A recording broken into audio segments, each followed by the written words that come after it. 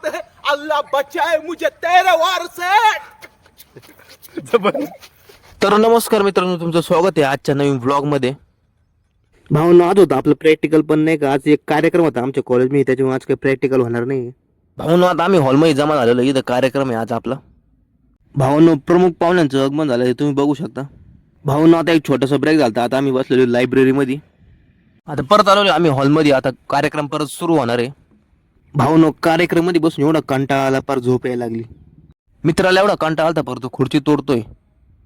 हमारे यहाँ ऐसा ही होता है. फायनली कार्यक्रम संपलेला भावना. आता इथे चालू आहे जेवण, म्हणजे कॉलेजमध्ये जेवण होतं आज आपल्याला.